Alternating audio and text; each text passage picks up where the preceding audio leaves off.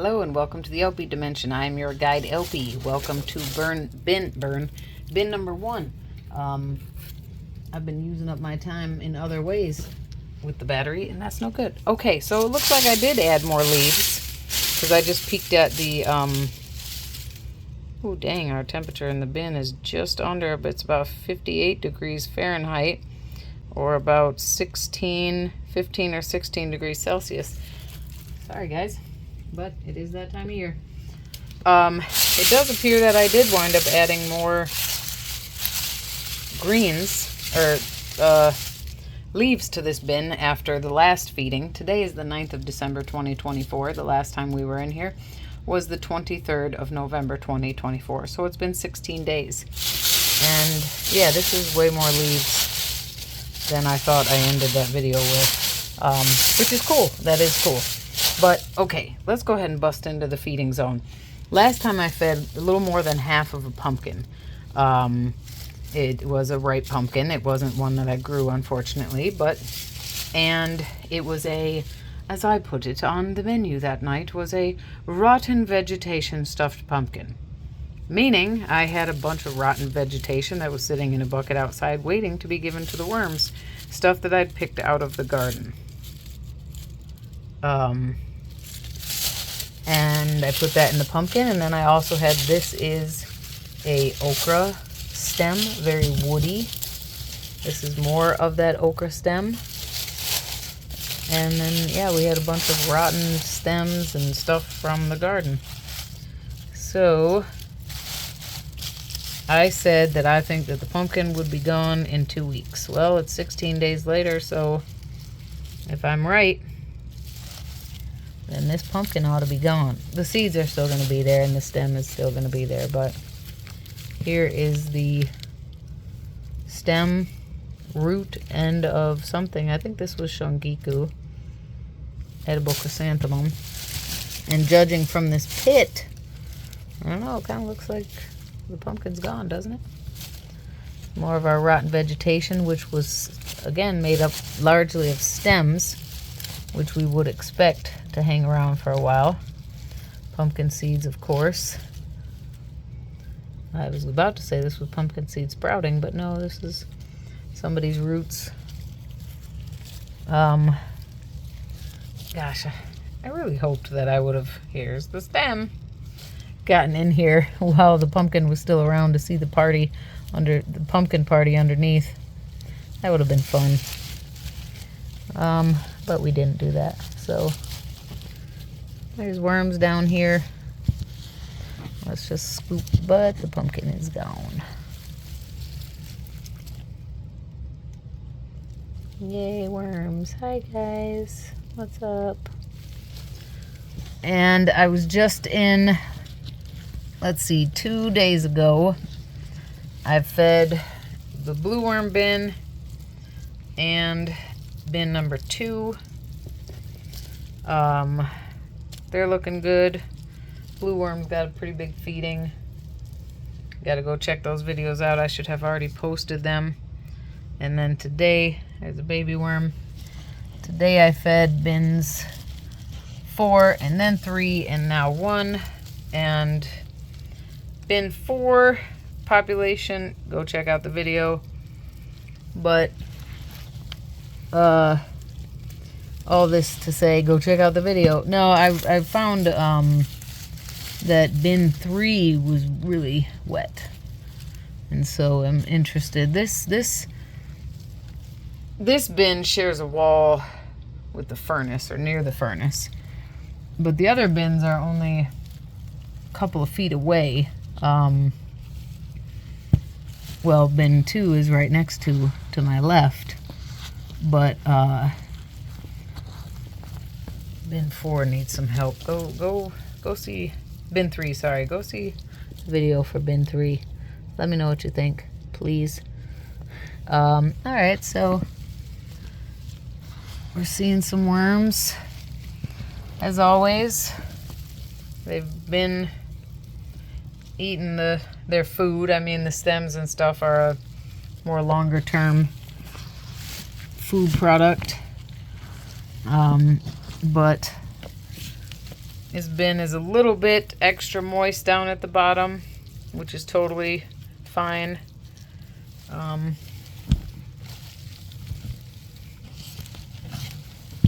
Today they're going to get a big feeding, and they actually will get wet paper.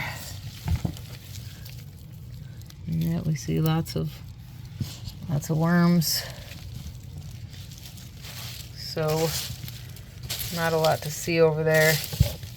Am I going to leave the leaves as a blanket? Or am I going to allow them to be mixed in all the other bins, except for bin 2? I've wound up mixing the leaves into the bin, which is good for the worms because, you know, then they're breaking down more organic matter. So I might do that here as well because I've got a lot of leaves. So let's see, this is the non-feeding zone. But we see a lot of worms right off the bat.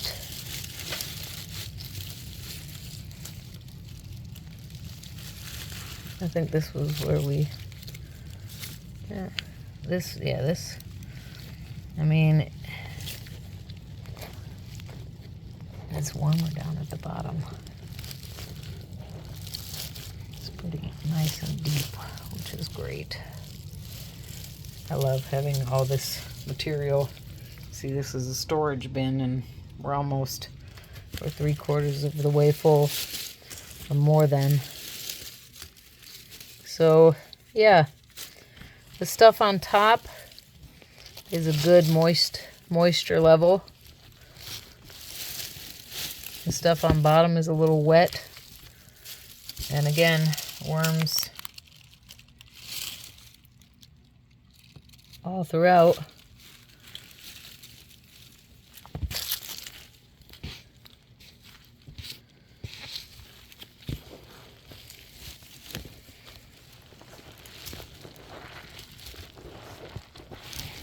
Sounds a little bit squishy down there. See, it's a little wet. Nothing to complain about though. Got a little bit of sulfur smell, a little bit of rotten egg smell. Didn't have that on the other side.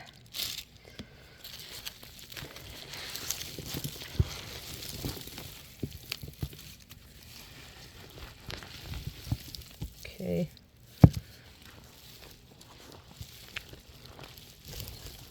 That's definitely a little squishiness. What are you?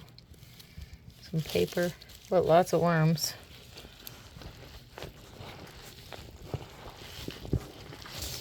And give it a good thorough stir. Lots of worms. Okay, guys,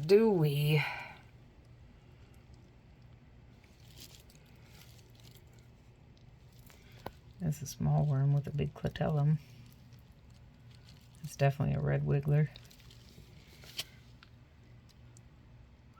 I think I should mix, because I'm adding a bubble mailer. Well, actually,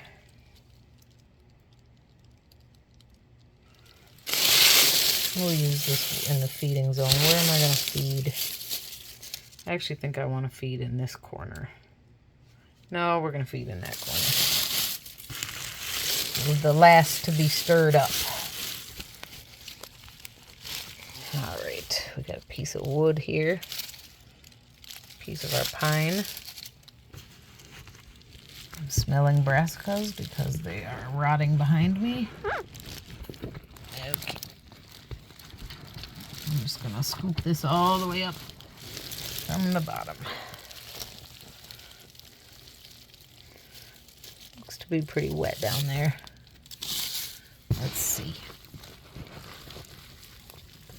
Like I said, in bin 3, got interesting down at the bottom.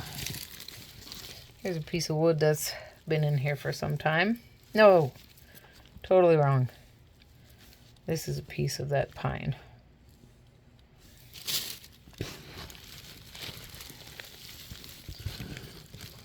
And actually, I know we didn't really stir up the middle good. So I'll get a little bit from under there, but I won't worry about it too much. So this stuff, lots of worms. Lots of worms. Ooh, hey. You guys having a little party over here? Can I come?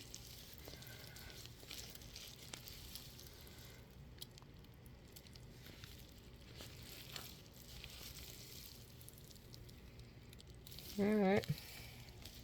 Well, we're going to need to make some more room for what I got planned. Isn't that always the case?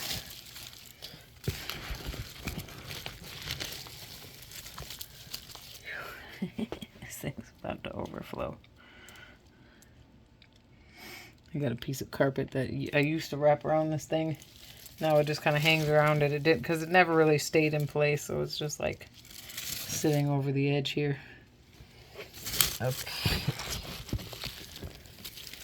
So this thing is super full, but we're going to. Yeah. Okay. This is cool. This is cool. It's cool. All right. Let's go ahead and put some of our nice dry worm blanket, dry leaf blanket. Let's go ahead and put that down there. Then, this week, by the way, we're doing food layering because I got some essentially donated food from a shelter that was having to get rid of food that was going bad, and I took it. So, check this out. We have moldy bread from a bakery.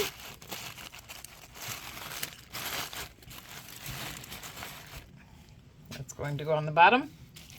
I didn't do it with the other bins, but I'm going to add dry mix to this bin. And in that, I topped it off a little bit more today with more azomite, kelp meal, and neem cake. So it's adding nutrients to the worm castings. According to the Urban Worm Company, worm castings aren't beneficial because they're nutrient rich, which I want to dive into this more. I'm not saying they're right or wrong because they know better than me, but it's more so they have a lot of beneficial bacteria and microbes.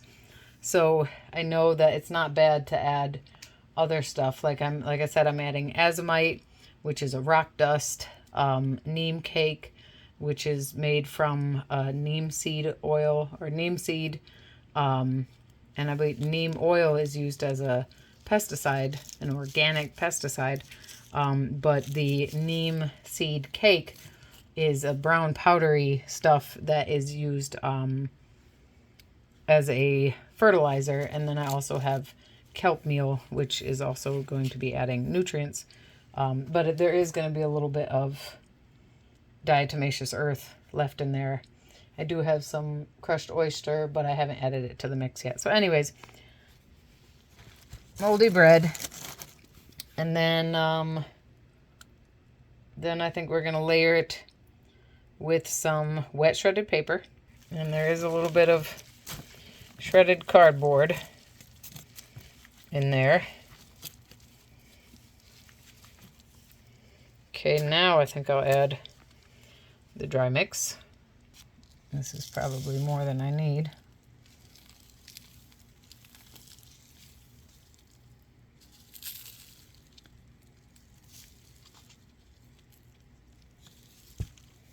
Yeah, we'll just save that for another time.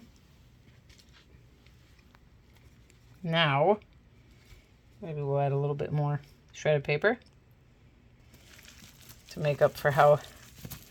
Oh, there goes my battery. I got everyone else recorded already now, so that's fine. Then we have this deliciously disgusting smelling mix of shredded kale, Brussels sprouts, broccoli, and red and white cabbage. That's going to go there. And then some more wet shredded paper. And how about, do we have any leaves close by?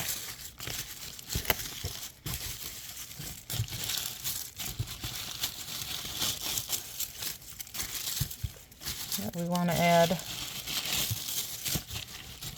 to the party. And last but not least at all, the stuff that should be buried. And here, there is a Qdoba bowl. If you've ever been to Qdoba, it's like a cardboard bowl that they put your food in. That's quite old, and it's mostly cleaned out. I don't care about the remnants. Then some more of that cruciferous mix, a couple of long dead garlic that wasn't stored properly last year, and a whole bunch of moldy or rotting pears. So let's mush everything down. Let's even, oops, sorry. Let's open that a little bit. Then let's get some more shredded paper. Maybe this bin does so well because I experiment so much with it. Maybe bin number 3 needs some more experimenting. Some more fun times. Large feedings. Mix this stuff up in there. And in part I'm doing this because I have a lot more shredded paper than actually the rest is going to go on top. Okay, now we just push it all back over there. Okie dokie. But all the worms are like, what in the heck? Don't worry, guys. Lots of good stuff in there for you. We got our piece of wood that will sit closer to the top today. Oh, let's get our thermometer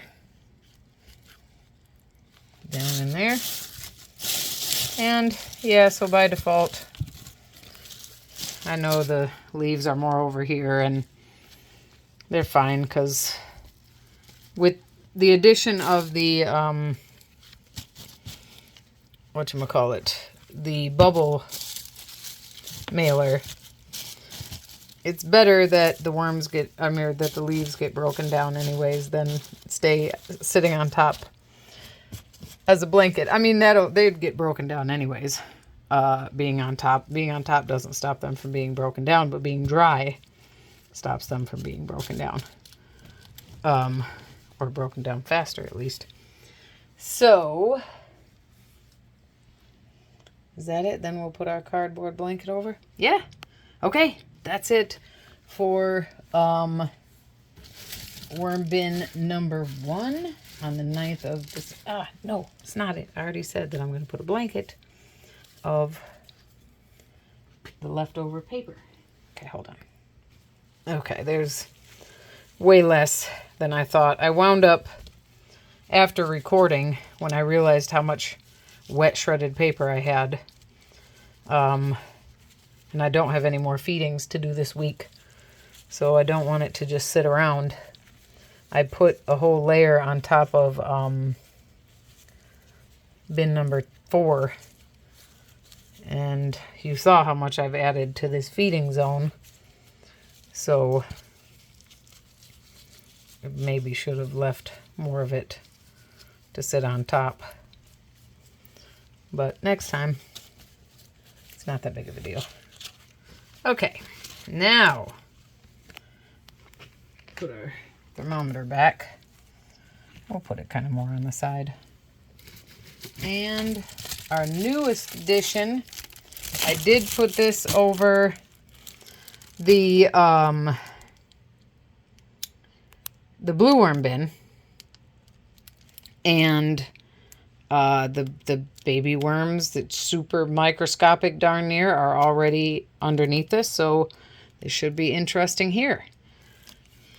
That, and then we've got that. So there you have it. That is how we are covering. Oh my goodness. This is like, look at that. This is like seriously full. Okay. I need to stop adding so much material when I feed. I will, because I have no choice now. Okay. Thank you so much for your time and your interest. I'd love to hear from you in the comments. And yeah, let me know what you think. This has been fun. By the time I post this, you should be able to see the other 4 bins. So look for blue worm bin, bin 2, bin 3, and bin 4. If you have the time to watch them and let me know what you think, I'd love to hear from you. And yeah, thank you so much for your time and your interest. If you want notifications of when I post new videos, consider subscribing to the channel and hit the notification bell and you'll get notifications from me. And you know, I don't say this all the time, but I feel like saying it today. If you enjoyed this video, or if you didn't, give me a thumbs down, thumbs down, thumbs up, however you feel. And I'd really love to hear from you in the comments. Thank you so much for your time and your interest. And yeah, be safe, be well. Bye for now.